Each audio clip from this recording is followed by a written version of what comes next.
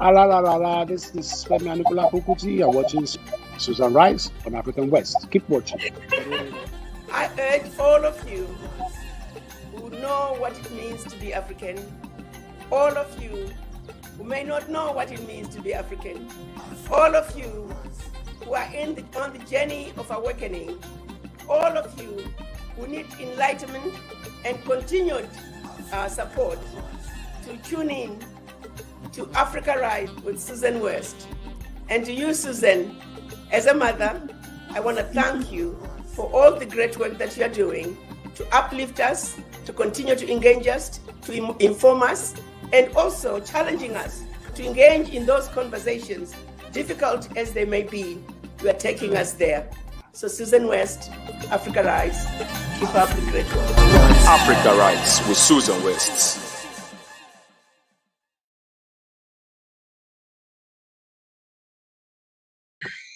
Hello, hello, hello.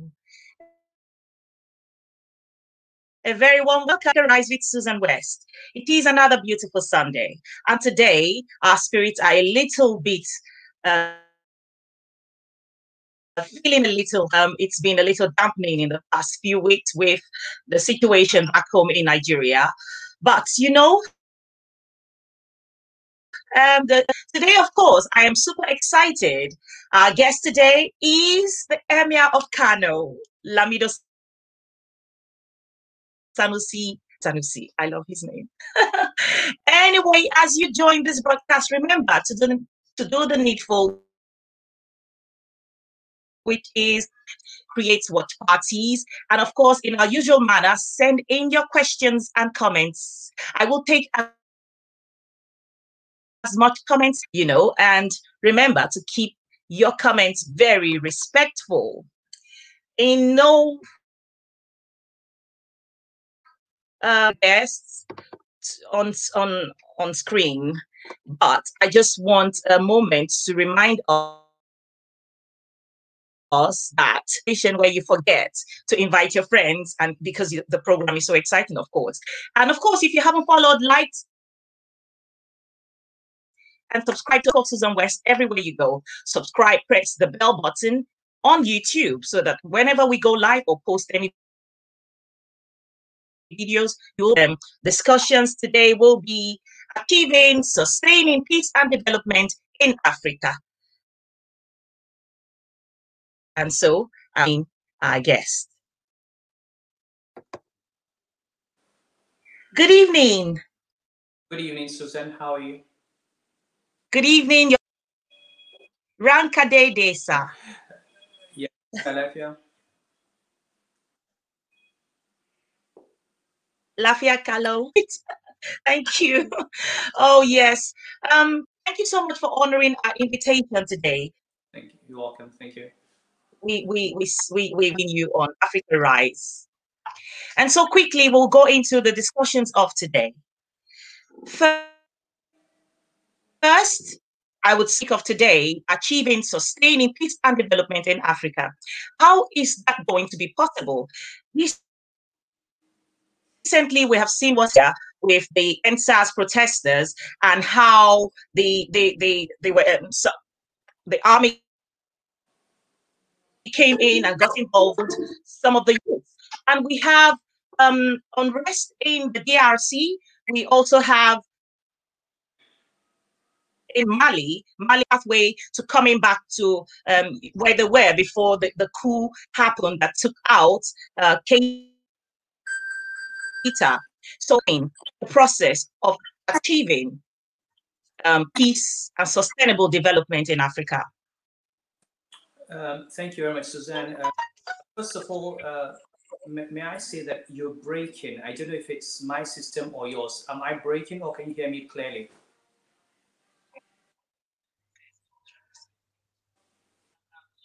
Okay. Can you hear me? Can you see me? Can you hear me clearly? It's from your side, sir. Focus.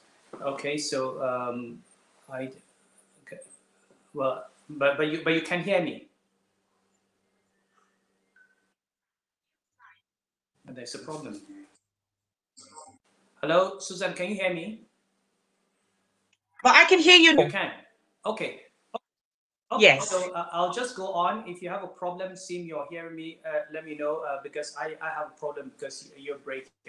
Well, let me start by saying that unfortunately, we're in a world where peace is now a scarce commodity, and it's not just Africa. I mean, look at Syria, look at Iraq, Afghanistan, look at what's happening between Azerbaijan and Albania, and and so on.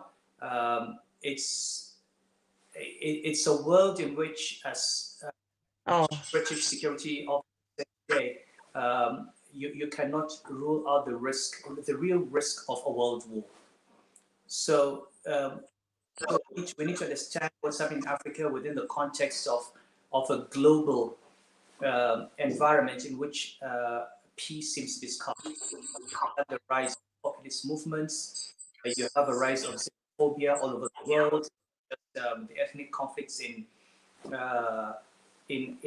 Africa. Look at what's happening in America today. America has been divided into tribes, and you have the entire democratic process in America at risk, and the president rejecting, and we don't know how it's going to end up with Supreme Courts. And either way, you have a divided nation. So the first thing I have to understand that the world as a whole is a place to be in at this moment and in these years. The second thing is when you look at Nigeria, DRC. What? Sorry to interject, sir. You're really breaking up, really badly. So what you can go off and come back in again, please. You want me to?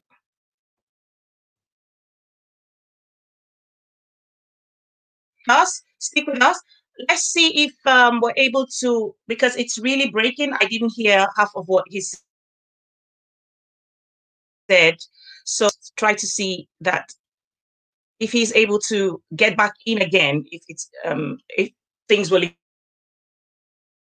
improve. One moment.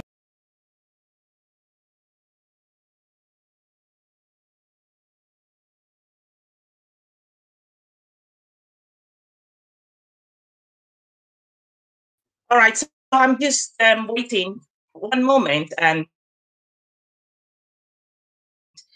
going in and coming different. So let's see, because we don't want to miss any of that, information that is coming in. Okay. Right, we're back on. Okay. Can you hear me now? Is it better? Yeah, I can hear you. Yes, sir. Okay. I mean, it's surprising because I just did I just did a 1 hour talk and it was very clear. So probably the Wi-Fi may be acting up. So the point I was making when I started was that if you look at the world in which we are, it is a world where peace in general is scarce. Oh, I'm the one breaking. You're breaking? Yes. You're fine. I just from. Who's breaking? Is it me or you? Are you on mute, Susan? It's from my. It's from my end. Sorry about that. Okay, so so I should just continue speaking.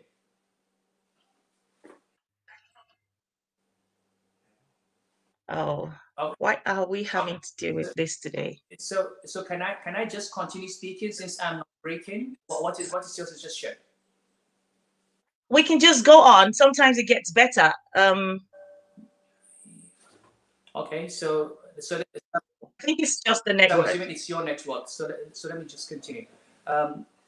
Yeah. Okay, so we live in a world in which, to my mind, peace is a scarce commodity. You look at Syria, you look at Iraq, you look at Afghanistan, you look at what's happening with Azerbaijan today, and then look at the United States. But where we are today, you have the president has been declared by the media. The sitting president says he doesn't accept.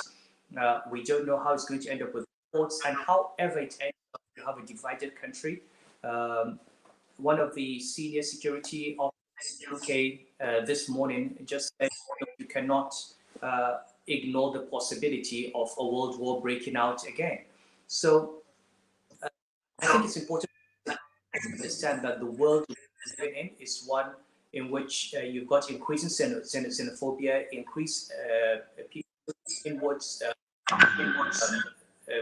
increasing basis, and the world is not going to have the time to pay attention to Africa, and we could end up creating problems that we cannot fix ourselves. So that's extremely important. But when it comes to your specific Nigeria or DRC or Ethiopia, if you take the EndSARS movement in Nigeria, for me, I think it must have started, the EndSARS or the police brutality was just a prod for a much wider range of concerns that the youth have. Now, obviously, there are faults on either side. The Nigerian police is not all made up of violent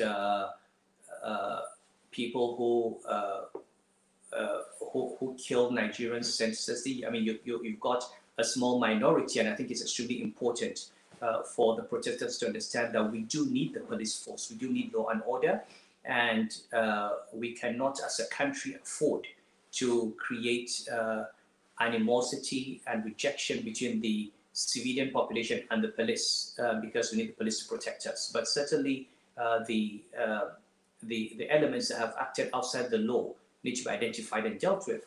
But beyond that, I think there were concerns about unemployment, about inflation, about a general lack of economic growth, about governance, which unfortunately got hijacked by opportunists who then went into looting and violence. So a combination of things. We need to deal with the looting and the violence and the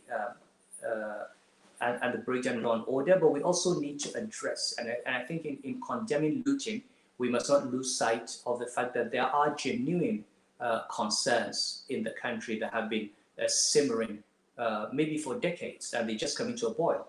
And EndSARS may not be the end of it unless we actually address this issue. And it's not about just the palliatives for youth. It's about actually create 10,000, 50,000, 100,000 jobs among youth.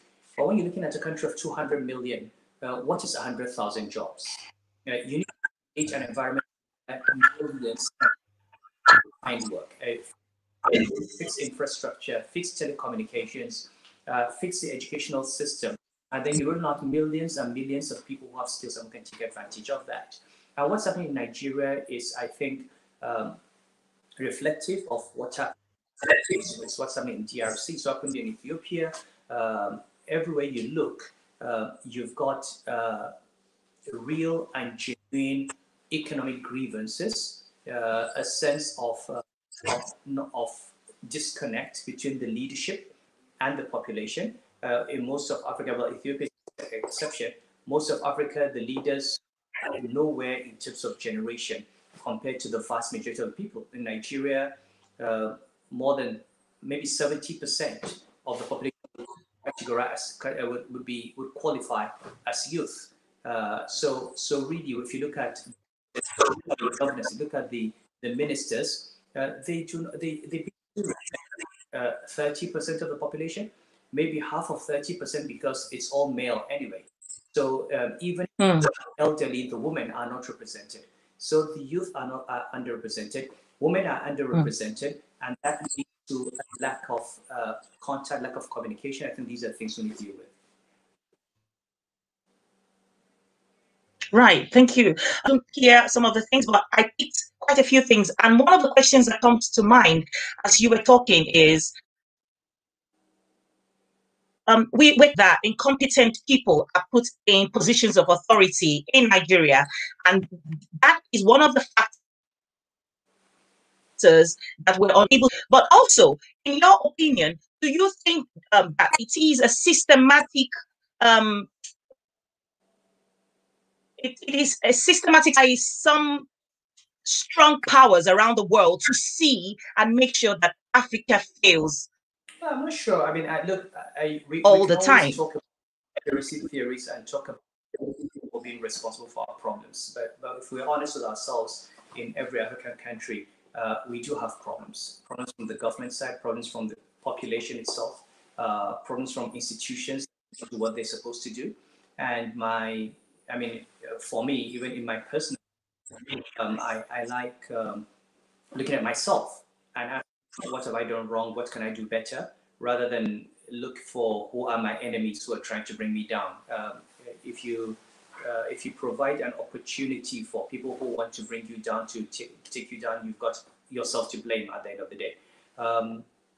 Now, incompetence obviously is a big problem, but it's not just Africa. I mean, there are many people who voted in a president who's not competent.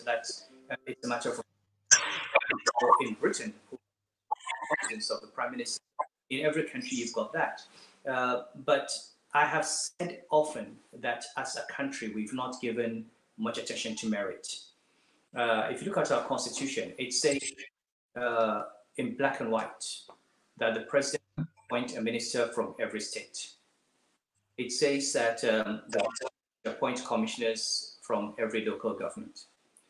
Now, the problem with that is, I have no minister from every state, but why is it only the state of origin that's a constitutional requirement? Okay, how about education? How about qualifications? Okay. How about gender? Okay, there are so many forms of, there are so many things that are missing in those requirements. So it's possible to appoint 36 men, okay, as ministers of a certain age bracket, and they necessarily need to be qualified for the job they do, and you would have met all the constitutional requirements.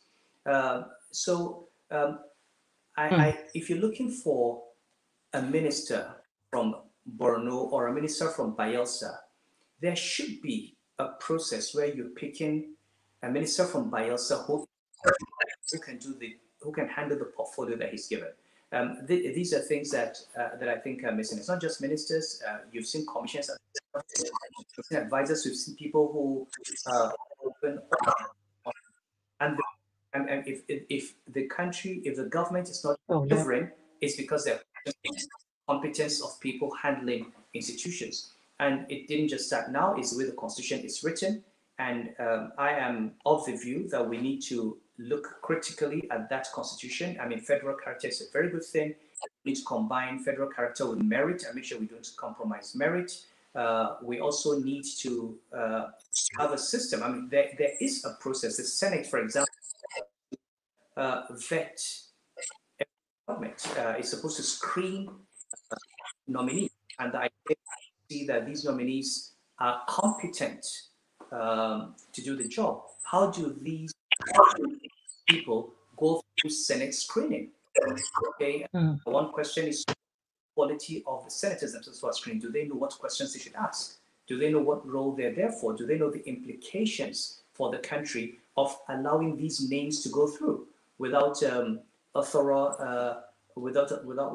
check? And these are all things that we need to look at. It's not just Nigeria, all over Africa, all over a number of countries, issues of competence, issues of nepotism, and assuming we did not know that people were not incompetent. Well, we've had years to see. If somebody has been there for 4 years, what has he delivered? Okay, whether it's education or agriculture or power or health or whatever, do we have yardsticks as a nation where if someone is appointed, is not delivering, he needs to go? It comes to cultural problems that we need to address if to improve on governance. Right.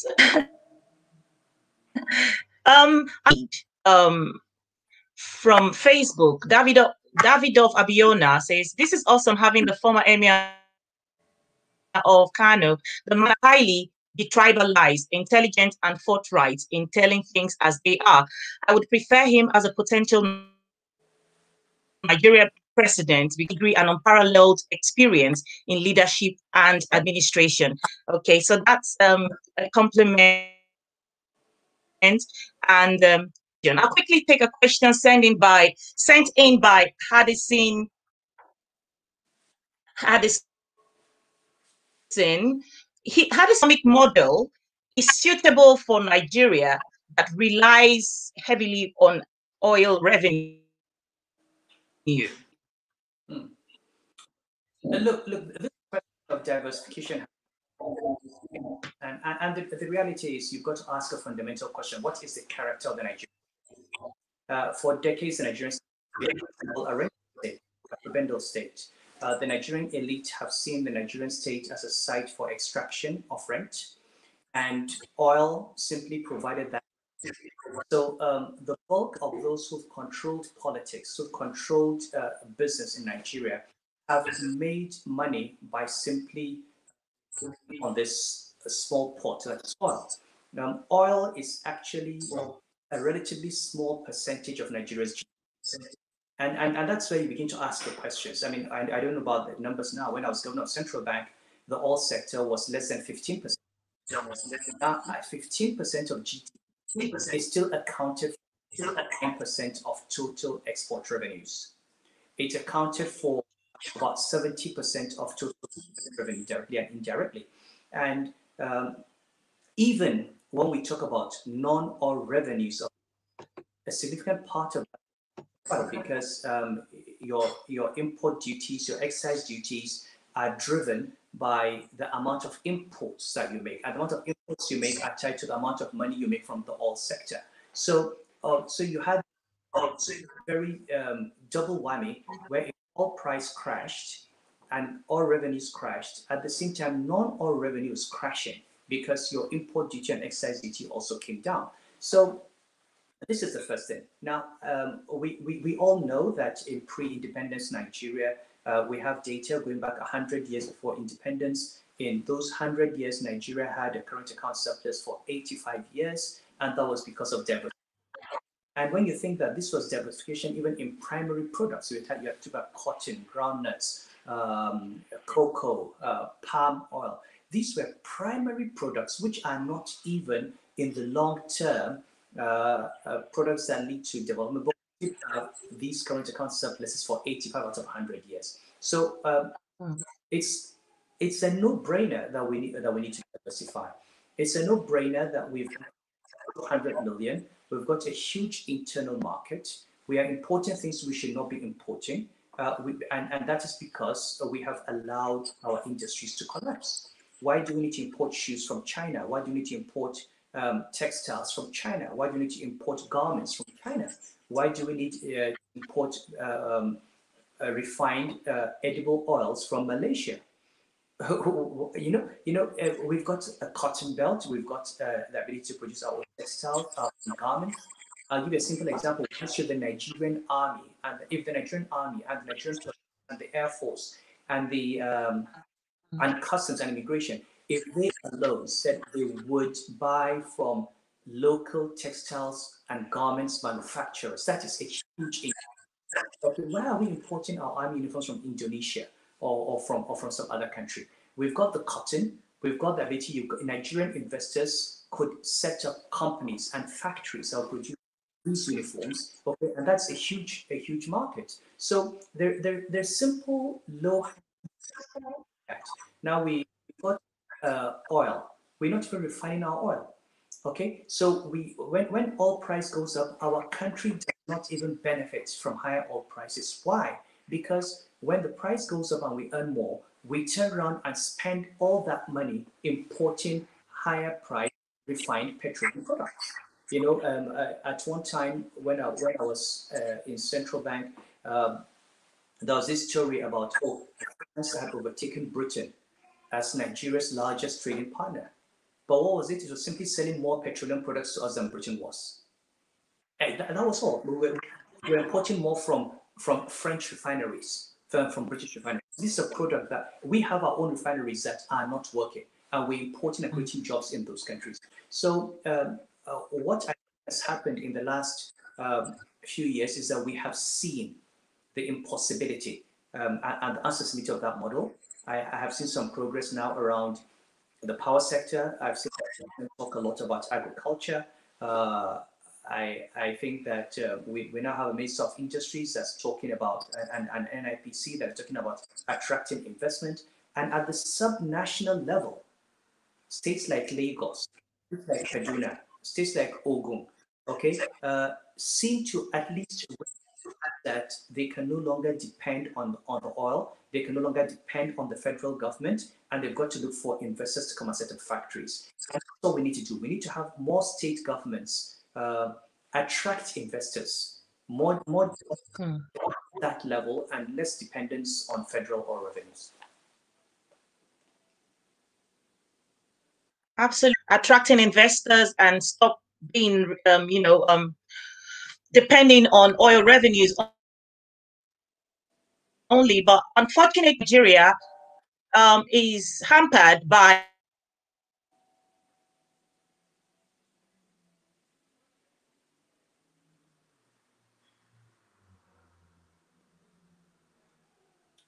You're totally frozen, Susan.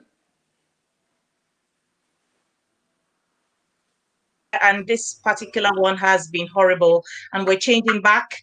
By next Sunday, it's going to be service providers, because this one obviously have shown that they're not capable of giving us what we're looking for.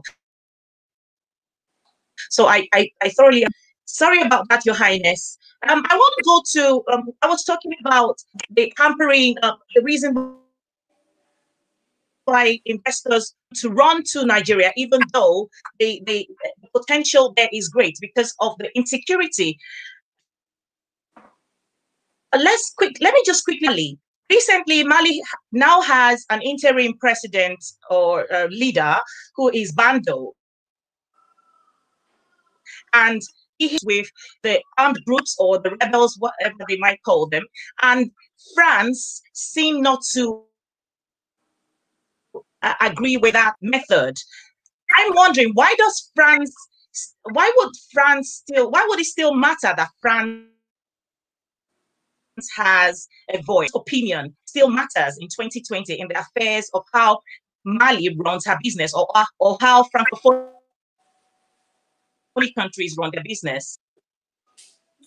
I mean, look, it's a long story. I'm sure we have to go back to the history of colonialism and the nature of French imperialism.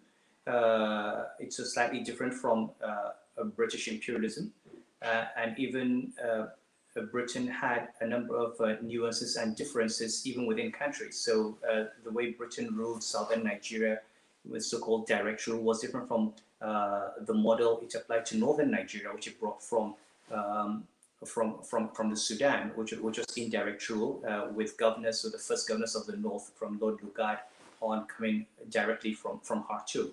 Now the French, for them, imperialism was not just about the extraction of resources and opening of markets. It was also within the whole French Enlightenment vision of the white man's burden and trying to what they call the mission civilisatrice. Okay, I just trying the French civilizing mission, and the whole process of acculturation by France was completely different from our experience in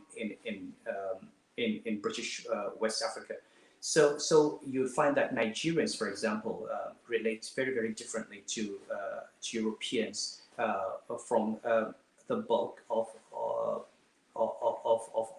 Francophone brothers and sisters who have been indoctrinated to feel that France is the mother country, that they're aspirations citizens of France, and they look up to France, and they have remained tied to the upfront strengths of France economically, and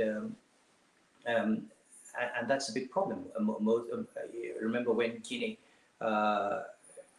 refused to join the French currency region, when Guinea under Sékou Touré's on independence, the French did not just walk away and give them independence. They destroyed everything they built. They destroyed laboratories. They destroyed water pipes. They destroyed, the idea was, if you do not agree to remain tied, if you don't accept independence that keeps you tied to my upfront springs, then I'm going to. And it taught a lesson to all the other Francophone countries who then agreed. Whether you're looking at their currency policies or their cultural attitude or their defense strategies, all tied to France. Having said that, I think it's important to look at the Sahel as a region, not just Francophone and Anglophone, but that entire region has been impoverished after the 18th, 19th, 20th centuries. This was the wealthiest region in Africa. This was the reason it's called the Sahel. Sahel in Arabic is from the term Sahel, which means the coast. So if you think of the Sahara Desert as this large ocean of sand, the Sahel was the coast after crossing, and the camel was the ship of the desert. So all the trade that came from Arabia, all the trade that came from Asia, came to West Africa through the Sahel. And the cities of the Sahel, like Timbuktu in Mali, like Kano, like Gao in Niger, like Katsina, these were wealthy city-states. And they were the wealthiest city-states in sub-Saharan Africa in their own time. But then what happened with the discovery of the steamship and the arrival of colonialism, the coastal cities became wealthy. The coastal cities took over. It became Lagos, Accra, Dakar, Lomé, and so on. And this part of Africa became poor and impoverished. So a lot of the insecurity that you have, whether you're talking about Boko Haram in Nigeria, or the banditry in northern Nigeria, or northern Mali, or northern, if you look at those parts in each of those countries, those are the poorest parts of the countries. So while the British and French divided us vertically, Nigeria, Ghana, Benin, and so on, if you look at Africa horizontally, come from Dakar, for example, all the way to Cameroon, that area, you would see a whole zone of poverty. And this is poverty that follows centuries of extreme wealth and opulence. And I don't want to take up too much time, but if you go over their history and you think in developmental terms, now think of a society, think of a place like Kano, or a place like Katsina, or a place like Timbuktu. Think of that place several centuries ago when it had a lot of wealth. What kind of lifestyle did you have? You had men marrying many wives, having many children because they were wealthy. And those children worked in agriculture, they worked in commerce, they worked, and the states became wealthier. Now, when you have become a poor society and you continue to maintain that structure that is for wealthy societies, you have a problem. So you've societies that are not generating the resource, that don't have the resources, where they've maintained social a social style, social structures, highly consumptive lifestyles that are designed for wealthier societies.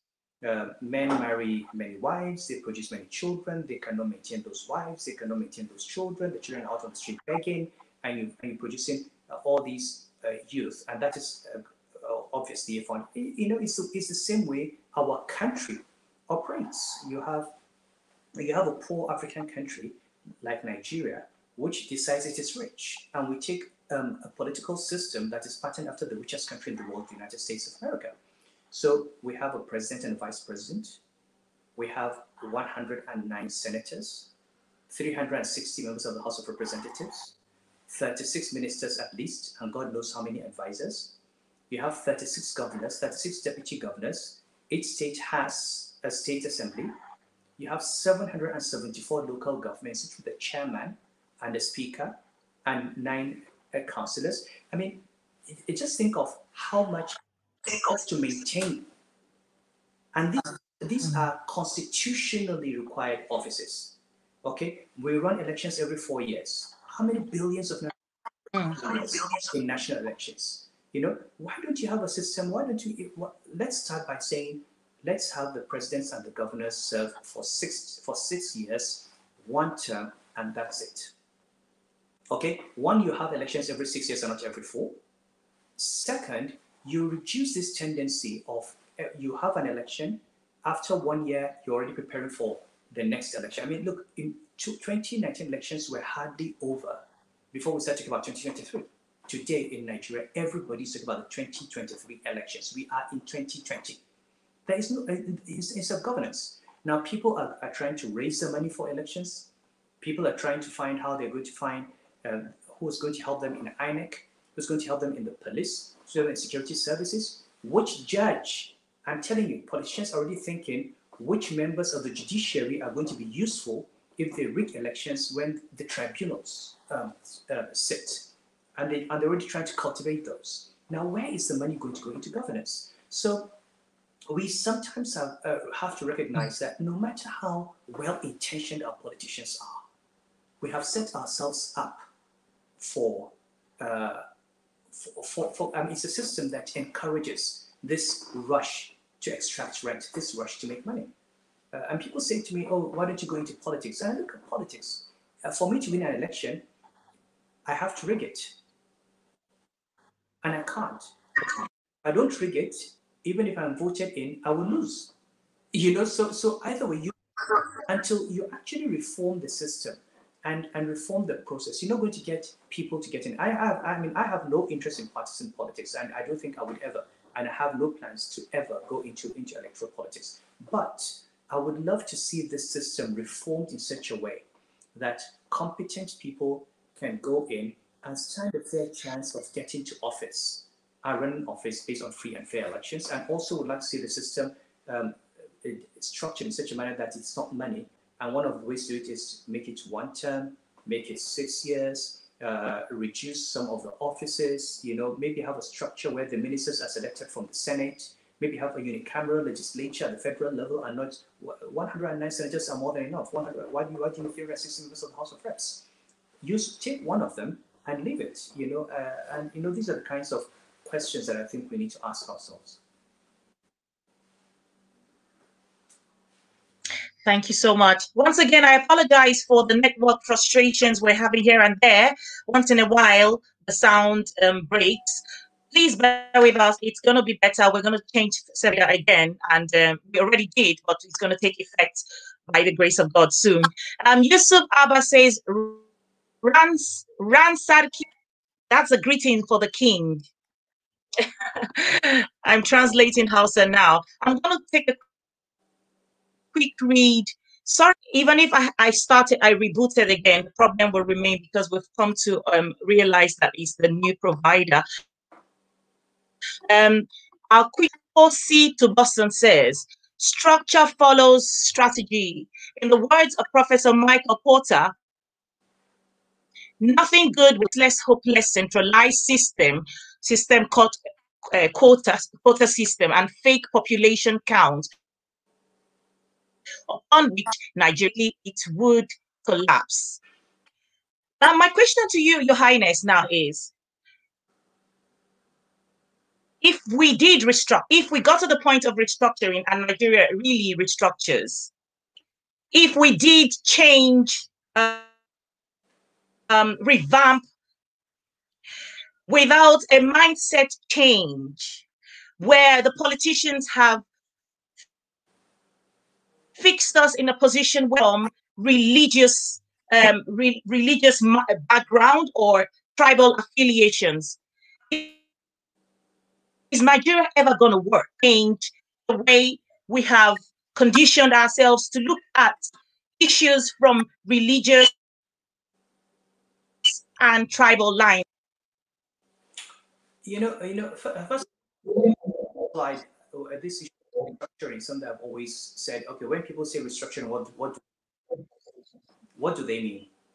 Are they looking at reducing the number of states? Are they looking at regional politics? You know, do they want a federation of ethnicities?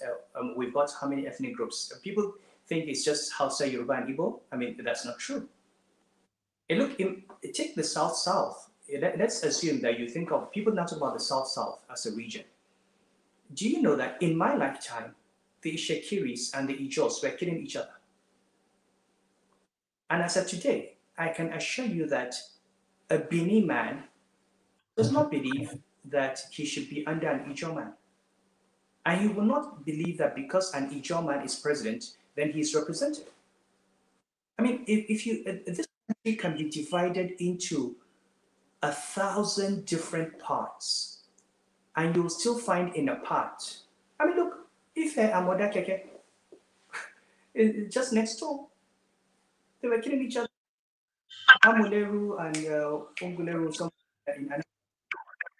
and look at all the killings in the between whether it's Hausa and Zongo, Kataf, even among different Hausa groups.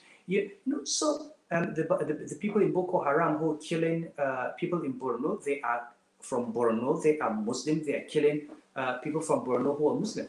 So, so for me, the idea of restructuring, if it's something that is grounded on the issue of ethnic or religious identities, is something that can never happen. I mean, and if it happens, it can never succeed. It will not get people to where they want to go, and to not get this country to where it wants to be. On the other hand, if we understand that democracy is not just about voting, democracy is also about the rule of law and constitutional government. It's about institutions that are allowed to work. If we understand that and we pursue that, we'll have a much better country. Okay? It doesn't matter whether you're Hausa or Yoruba or Igbo or Christian or Muslim. If you are given the presidency, if you're given the governorship, the laws of the land are such that you cannot use that office to favor one group over the other. And these are, that's why you have the police, that's why you have the judiciary, that's why you have a legislature that represents all of us. And people talk about one part of the country. In every government in Nigeria, you have, if you go to Buhari's government, you have Hausa people, Yoruba people, Igbo people, minorities, they've been there. If you go to Obasanjo's government, it was the same thing. Every time in Abuja, you'll find some Nigerian Muslim, Christian, of any ethnic group that is either the president or the vice president or a minister, or a Senate leader or a House leader. These people are one group. At the end of the day, the divisions are happening at a lower level. So we keep shouting restructuring. I say, okay, fine. Define restructuring for me. Okay? You could be talking about revenue allocation formula. That's not restructuring. And even if you did, and I don't have a problem with that, but all the money that's going to the Niger Delta now, how much of it really trickles down to the people at the bottom? You can take all that money and give it to the states, and it still doesn't change the fact that the state governor can steal all the money. It can go to the local government, and the local government chairman can steal all the money. Let's calculate how many billions have gone to local governments in Nigeria in the last 20 years. And how has that translated into education at the local level and primary health care? And these are areas that are responsibility of local governments, because they can't even pay their teachers. Okay, we have a situation where local governments are supposed to be a tier of government. All the money that goes to local government is controlled by the state governor. And nobody seems capable of enforcing a constitutional provision that says money should go right down to the bottom. So before we talk about restructuring, why don't we ask, is the system that we have not working because of the way it is designed? Or because we are not even abiding by the rules of the system? Is INEC truly independent? Is the judiciary truly independent? Is the central bank truly independent? Are all the institutions that were set up to be autonomous and independent truly independent? Okay, and if they are, then we start saying, well, maybe we need to look at it. Otherwise, if everything is working, and then we need to tinker with it, and I think we can tinker with the legislatures. I don't see why we need so many. I don't see why we need so many people in the National Assembly and States. I don't see why we need so many ministers and so many commissioners and so many political aides. Okay, we can reduce the cost of governance. We can legally and constitutionally make a requirement that will limit the amount of money you spend on political office holders. And And these are all things that trickle down and affect the economy. But more important, we need to also go beyond politics and look at the economy. Demand that opportunities are created for people to earn a living. We're all so obsessed. We want to be local government chairman, we want to be governors, we want to be president. How many people really are interested in being IT innovators? How many people are building innovation hubs? How many people are interested in how many of our children are learning how to code? How many people are looking at the quality of primary school teachers, primary school education? Why must we all be focused on the political space? And there are many people in Nigeria who can do a lot of good with their resources and their experience on just training teachers or educating the girl child or providing primary health care, but their concern is, how can I be the next governor or the next senator or the next president? And they end up, frankly, being neither here nor there. These are, I think, issues that I don't want to. I'm not a person who likes complaining, but we need to understand that the issues go beyond just saying restructure. Right. Right. Thank you. A quick read. Washington Stanley, I believe he's watching from Switzerland, says, "Hello, sir. NPF was formed in Occupying Forces. Do you know why they are still acting as occupying forces in 2020 instead of normal police in other countries?" The second question is, Buba Galadima on Friday interview with Punch newspapers, northern youths are deliberately kept in perpetual poverty and ignorance by northern politicians, only to be used. How true is that? And what's your suggestion to remedy the situation? Well, on the second question, I don't know about deliberate or not, but the reality is that we have not invested enough in the education of the youth in the north.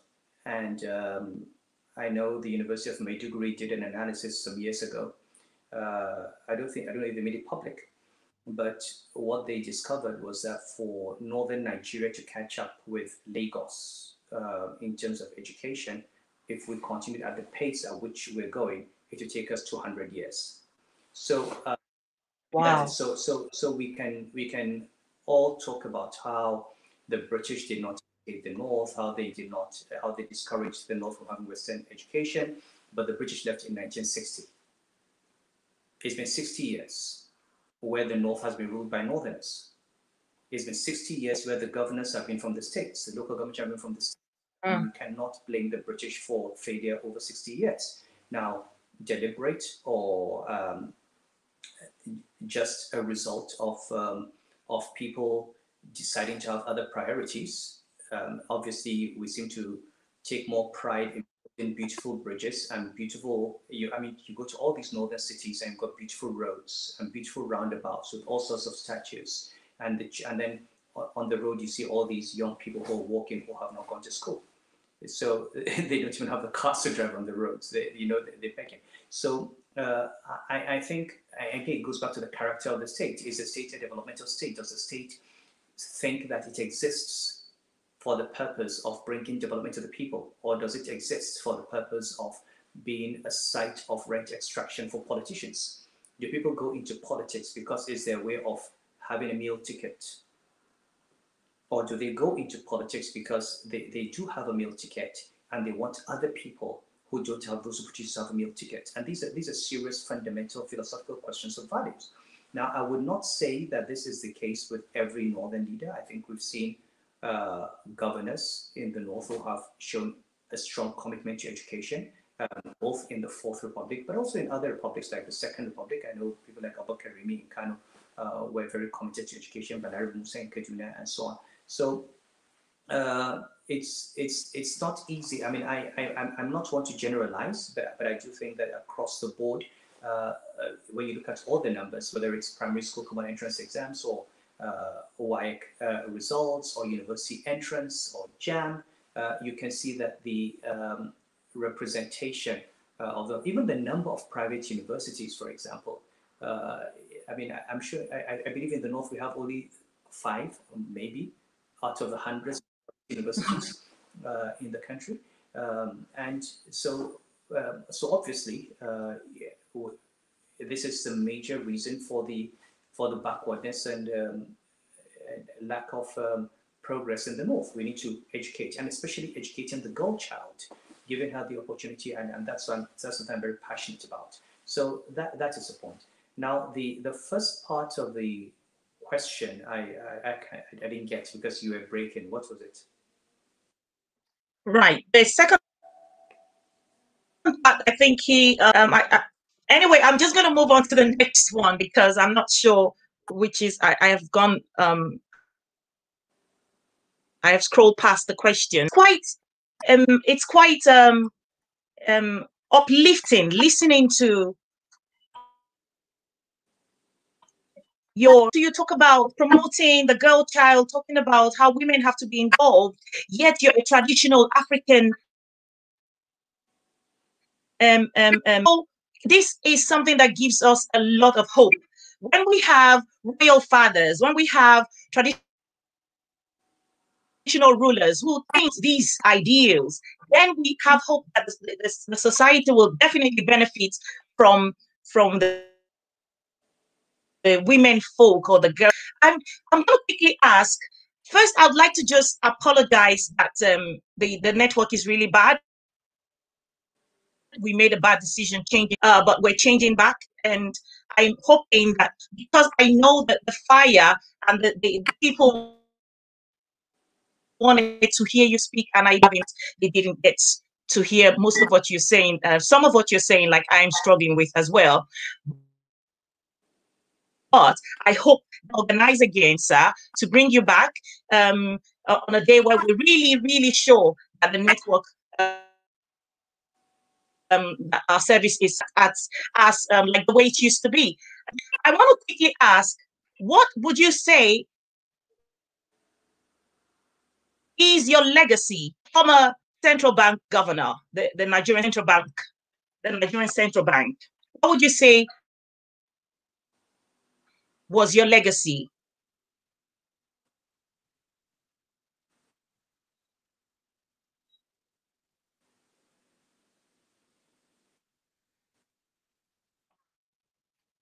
Oh, it's frozen. Did you hear me, sir? You said, what would I say? You said, what would I? Yeah, what would you say was your legacy as the governor of the Central Bank of Nigeria? Yes, as the former governor, or as, of course, your former now. Oh, my legacy. Your legacy. Okay, well, first of all, the reason I'm in Oxford now is I'm writing a book, and that book covers my years in the Central Bank of Nigeria. And the reason I'm writing the book is because everybody talks about me and talks about the missing $20 billion. And basically, I think there's a big risk that everything we did in those 5 years would be forgotten. Now, first of all, you remember that in 2009, when I became governor, the banking industry was about to collapse. We're in the middle of a global financial crisis. And the fact that we're able to find 9 banks in a grave situation, surgically excise them, take care of them, and throughout those 5 years, for the first time after a crisis, not a single Nigerian or foreigner lost a single naira in a Nigerian bank. That is something. We set up that operation. We reorganized the banks, got them into mergers and acquisition, and had AMCON take care of them. We bought the toxic assets through AMCON, and by the time I left, AMCON had recovered 1/3 of the value of the money it put in to buy toxic assets. People forget that when I became governor in Nigeria, if you went to the Nikon Hilton, you'd see 7 or 8 ATM machines. Because if you had a Zenith Bank account, you couldn't use a First Bank ATM. If you had a First Bank account, you couldn't use a GT Bank ATM. By the time I left the central bank, you could take your Naira card from Sterling Bank and go to Hong Kong or Singapore or London. And that's the case now. With your Naira card, you could go anywhere in the world. And and shop. And nobody, and there was a lot of work that went into that. So I'm trying to focus on things that affect people. I did the BVN. So what you now have, the unique ID. We're the only country in the world where if you have an account with a microfinance bank or any bank in Nigeria, your unique ID is available to the entire industry. You can be identified with that number. Your accounts can be identified. Your bad debts can be identified. Your fraud can be identified, and so on. We started a NERSAL, which allowed banks to increase lending to agriculture from 0.5% to 10% by the time I left the central bank. We did a lot of the interventions, Power and Innovation Intervention Fund. We set up a medium enterprise fund, 220, 60% of which was targeted to women. I started a revolution of having women in top management positions in commercial banks and in the central bank. I tell people that I appointed 8 female directors in the central bank. And I gave them areas that were handled traditionally by what you call alpha males. So I had a woman in charge of banking supervision, internal audit, branch operations, risk management, consumer protection, ESG, in addition to medical and human resources. And people don't realize how revolutionary that is until you remember that the CBN was set up in 1959. I became governor in 2009. So that was 50 years. In the 50 years before I became governor, only 4 women had made director in the central bank. 4 in 50 years. Never at the I appointed 8 in one go. That was for the central bank revolutionary. I've continued to be committed to gender issues and women. So I can go on and on. I mean, that's why I'm writing a book. What we did on the payment system, what we did on financial system. Inflation was in double digit when I became governor. By the time I left, it was 7.8%. We had started inflation targeting to 6 to 9%. We developed the models. I think it's extremely important for me, and not just in terms of documenting a legacy, but when I was going to be appointed governor and I faced a crisis, I was able to read what the Bank Negara Malaysia had done in the Asian financial crisis. I was able to have a model, something that had been done in Asia, and then follow their footsteps in designing our reform program. But there's no way today where someone can look at how Nigeria responded to the crisis, how our payment system, how we set up our first Islamic bank, for example, and documenting it would allow other people, other countries, other developing nations to see a model that they can use. And we as a country can also learn from our own history. And I plan to also document what I may think may be my mistakes in terms of policy, where with the benefit of hindsight, I may have done something differently.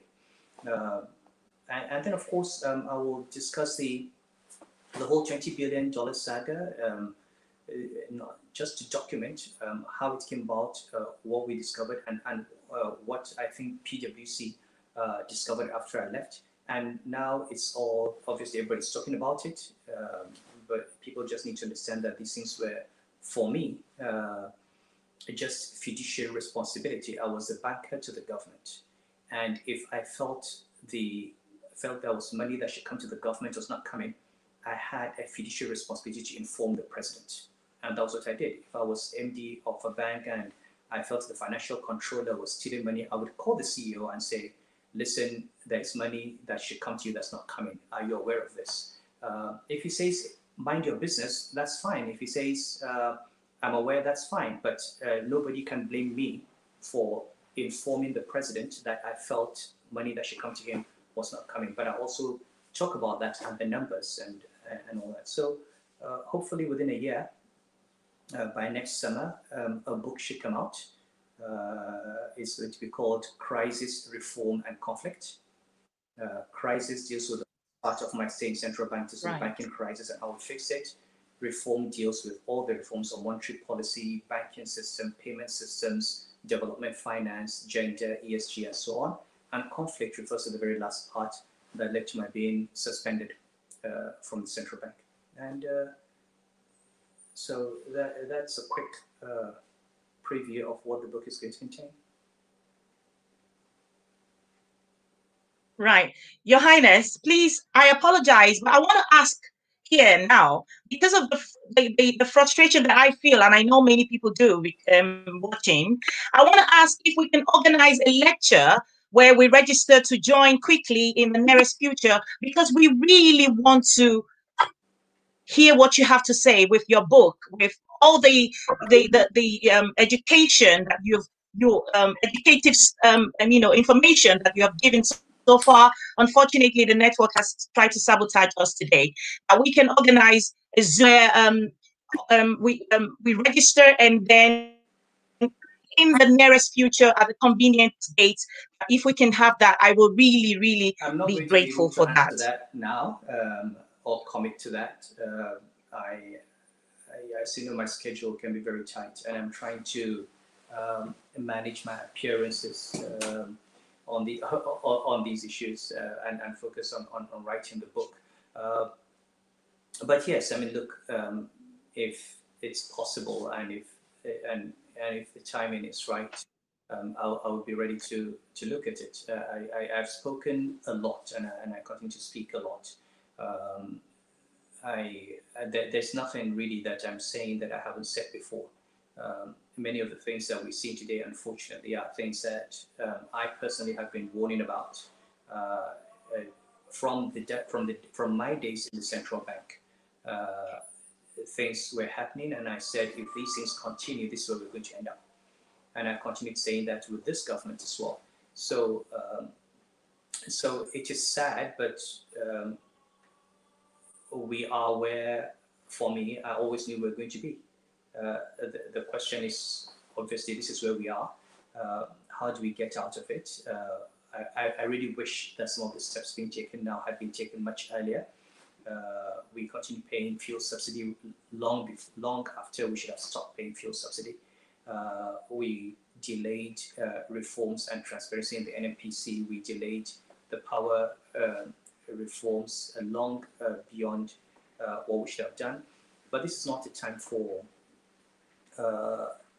complaints. On the other hand, and I must say, this government has, for the first time, started cash transfers to the poor.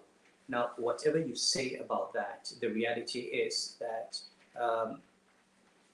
this is the first time we have someone who's said, we do need to put cash in the hands of the most vulnerable elements of society, and that's something that we can talk about how we can improve that process. But something we've got to give the government credit for, because it's actually much better to put money in the hands of the poor than to give some fake subsidy that they never benefit from on kerosene or whatever else and flood it in with the money.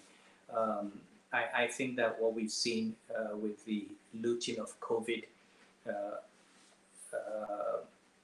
warehouses shows that, at least at the federal level, there was, and with the private sector, there was a genuine attempt to get food to the poor people. Now, whether their governors did the right thing by keeping them, whatever the reason, at least we've seen the evidence that the problem was not in Abuja, okay, but just a more local problem. And it is symptomatic of issues where we probably have too many expectations of the center, when in fact the real problem is local.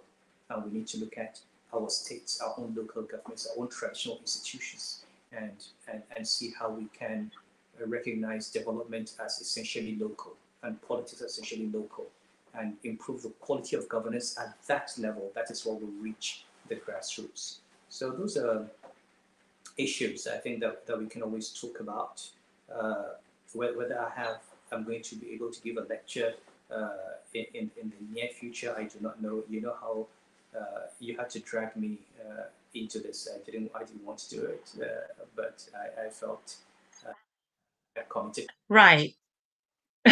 Right. So finally, just before you leave us, having in mind with the EndSARS protests, with all that has been going on with the looting, the warehouses, the breaking into individual homes, and all sorts that have gone on as a resultant effect of the bad eggs in the society coming out. And what would be your final words for Nigerian youths, African youths at large? I think that what would be your final words of the way forward, the way to go, and encouraging us?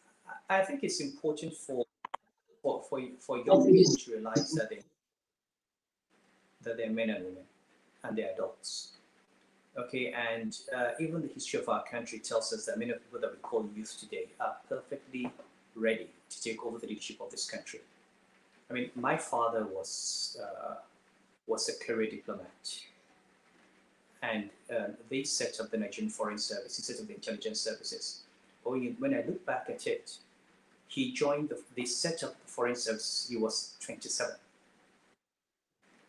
My father was a federal permanent secretary at the age of 45. At that time, the head of state, Murtala Mohammed, was younger than him. So you've had people who've been heads of state in Nigeria in their 20s and early 30s. Okay, and I have people who are in their 40s who call themselves youth, and they feel they're not old enough to even become ministers. So it's important, I think, and all the time, I see all these young people, all of them are gathering together, mobilizing for some old man. In all parties, I'm not talking about the president, in every party, look at all people that are contesting, people in their 70s. I said it when Murtala Mohammed Foundation giving a lecture in 2014, I think, or 2015, and I think it was 2015. And I said, look, Murtala Mohammed was president in his 30s. He died in his 30s. And we have an election where the two candidates were both over 70. You know how many years later? Okay, when Barack Obama became president of the United States, he was my age mate. Barack Obama was born 4 days after I was born. 4 days. He was born on 4th August 1961. I was born on 31st July 61. He became president at 47. I was governor of Central Bank around that period when he was president. Okay, my time has gone. He's retired. He's a statesman. My age mates should not be going into politics. He is out there. Oh yeah, I know we have Biden and Trump, and I'm not saying it's an automatic thing, but take that. How many 47-year-old Nigerians are contesting for Senate? How many of them are putting themselves up for the presidency of this country? And how many, why can't all the youth get one of them? Instead of waiting for the older generation to hand over to them, you've got 70 people, all the youth and all the women come together, find some young people and say, this is our platform. We're going to vote for all of them. Form a party and take it away. Nobody's going to give it to you. Okay?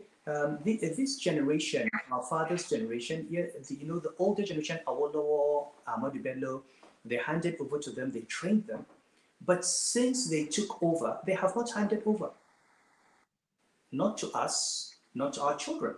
Now it is time for our children, and we would like to see our children step up and take it and not wait for us to give it to them. So you've got the intelligence, you've got the education, you've got the vision. You will make there's immaturity, you'll make mistakes. Well, what have the old mature people done? Have they not made mistakes? They're the same argument when you say we want more women. They say, women can be temperamental. Well, how about all the men? It's not as if all the men have been outstanding successes. So, the young people in Nigeria need to just get together and take it. Just take it. And it's not by demonstrations. It's not by violence. It's by organization. Okay? Find leaders across. Build up a national conversation. Let Nigeria say, look, you know what? We are tired of old men. We want more women. We want more young people. And our political party is going to make sure that nobody above 60, for example, is contesting a platform. Yeah. All people contesting for governors, senators, or House of Reps on our political party of a certain age range. We're going to put up women in our platform. And if we have a government, we're going to 50% of our ministers will be female. We're going to push legislation that will make sure that about 30% of the Senate and House must be female. The INEC will be compelled to designate certain seats, all women seats. There's no reason. If you have 3 senatorial districts in a state, well, make in every state design 1 senatorial district for 2 terms and all female seats. So I don't care which political party, but you have to be a woman. Okay? That makes sure that 1/3 of the people sitting in that Senate hall are women, plus all the women that may defeat men in other seats. Otherwise, how do you discuss issues of domestic violence? How do you discuss issues of education? How do you discuss issues of nutrition? These are issues that have you ever heard our Senate talk about malnutrition? About infant mortality? How many times do they talk about domestic violence? About arbitrary divorce, about the lack of maintenance given to women, lack of alimony, girl child education. These are the issues that have concern to the country. Okay? It's not, we spend time talking about restructuring, Yoruba, Igbo, North, South. These are not the issues. I have my best friends all over the country. My children. I tell my children, if I see a child of mine and I see all his friends or her friends coming from the north, I say, don't you have Yoruba friends or Igbo friends? Sister, why don't you invite them? Because you start from there. You start from there. You start from childhood. Then they know that they're expect them to have friends who are not northern. They go out, they don't have those friends, they look for those friends. And then they get to know those people. And they become, one of my sons almost went off one time in school. He wasn't on drugs, but he just wasn't paying attention to school. My friend Wale Lagos, he just picked the child, just picked the child, brought him to his house, set him straight, fixed him, and handed him back to me. That's what Nigeria is. I went to King's College. That's the Nigeria that I know. And I know that all these issues about Hausa, Yoruba, we're just wasting our time. People are using those to divide the country. All of those that are talking, when you look around them, they are business partners with people from different parts of the country, and they're making money out of it. So it's just to understand that if you're waiting for my generation, or the generation before us, waiting for that generation to hand over to you, they haven't handed over to us. We're no longer youth. They're not going to hand over to you. Okay? Now our own time is past. Just get up, organize yourselves, and take it. Retire, all of us. Absolutely. A lot of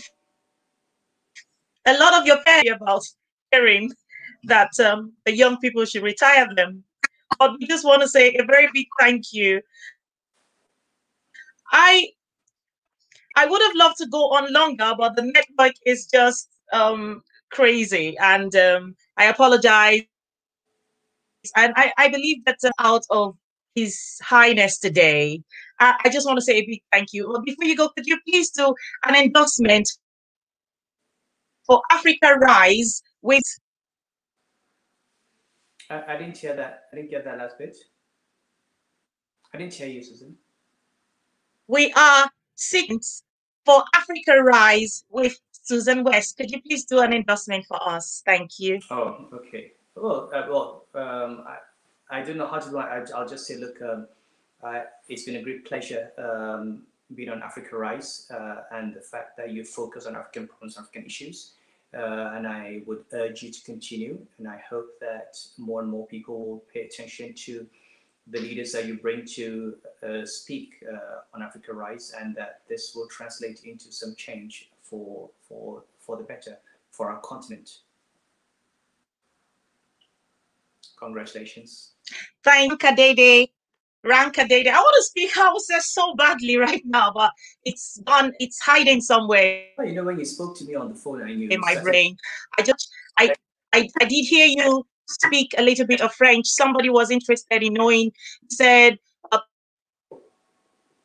"Parlez-vous français?" So I did say a few words in French, and I do believe that you speak French because that was so fluid in what you said in French language. I just want to say thank you, everyone here. Everyone here are people who are rooting for you, and they're not really happy that you're not interested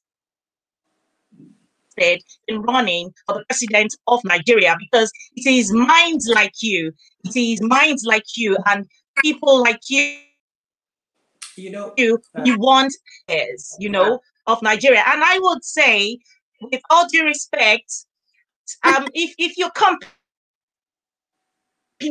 competent steering the affairs of the nation, I don't think that you're too old, or your peers are too old affairs of our nation. Competency is what we want. And thank you so much for supporting the women and the girl child with do coming. God bless you, sir. Thank you, Suzanne. Merci beaucoup.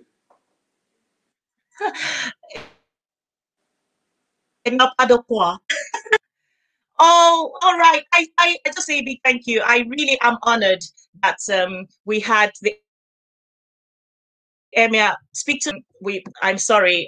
It was a bad decision to have changed from the service provider we've always had that gave us good I just want to acknowledge George Jumbo, Bruno Pipes, Helen D, Babatunde Lisboa, Glory Grace Shannon, Helen Sin Indoku. I see all of you. Thank you so very much. Washington Stanley. Yes. Thank you so very much, all you guys.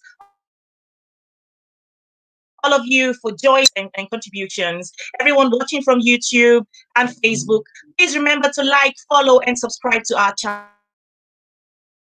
channels.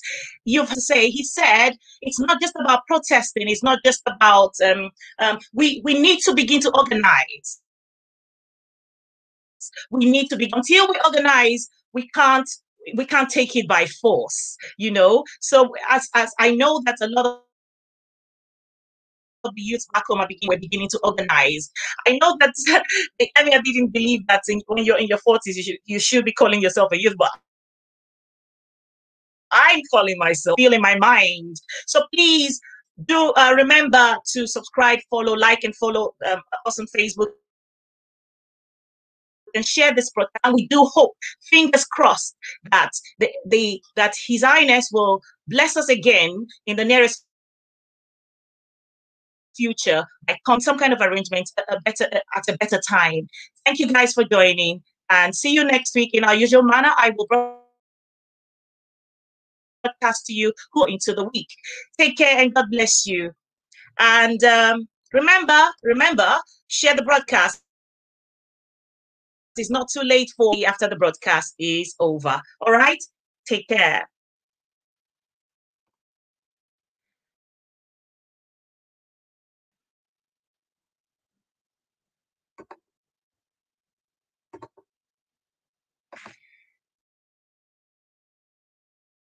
All right.